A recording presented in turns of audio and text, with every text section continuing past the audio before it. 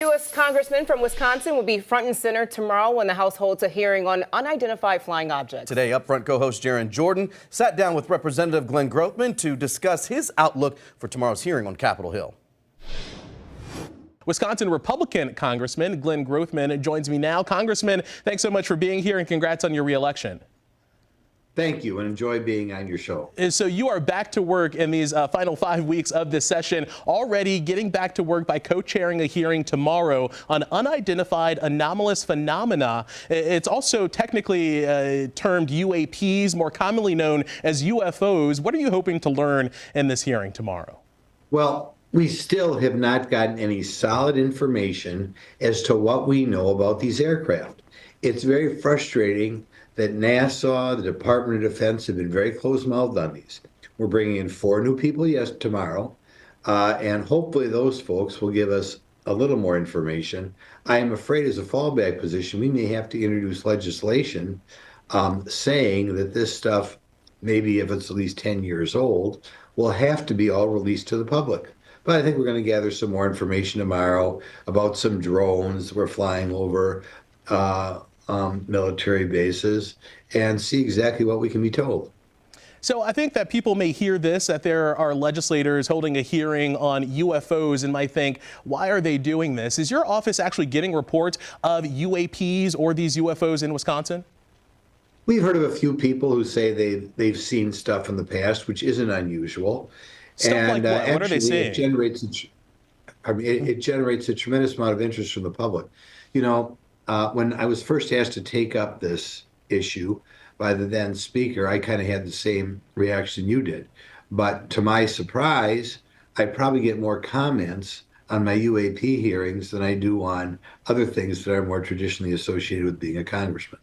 You mentioned the reports that your office has gotten. What are the reports detailing that people are seeing or saying that they're seeing? Well, they see, claim to at some time or other in their life, saw something that would be like a saucer-shaped object or something like that in the air. It was well known in Waukesha County, and I think this is maybe 30 years ago now, there was something reported in the newspapers at that time in which many people saw something that was kind of unusual. And of course, we'd had before our committee naval pilots testifying that they saw unusual things both over the Pacific and the Atlantic Oceans.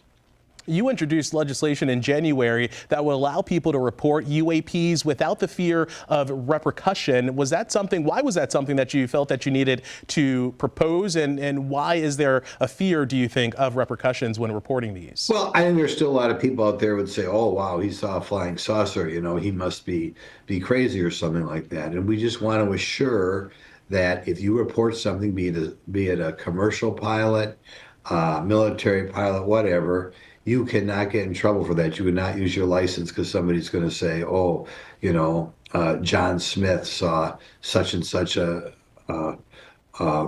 airplane or such and such a saucer. And I think by doing that, not just the pilots themselves, but other members on the craft, we're going to get some more information. And we don't want to, under any circumstances, have people say that, oh, I was afraid to report. Finally, while I have you, what do you make of some of the hires that we're learning about this second Trump administration? Kristi Noem for Homeland Security, Marco Rubio for Secretary of State, among some of the hires that we've learned from the Trump administration this week. Well, obviously, I worked with some of them myself in the past, and I like all these people. Elise Stefanik, United Nations. I spent a great deal of time working with her, so I think it's a very exciting time for her. Marco Rubio, I've worked together on, and it's kind of hard to believe that he's going to be the Secretary of State, but these are the people who are going to be leading the country the next 4 years, and I think he's doing a very good job of picking out very responsible, experienced people.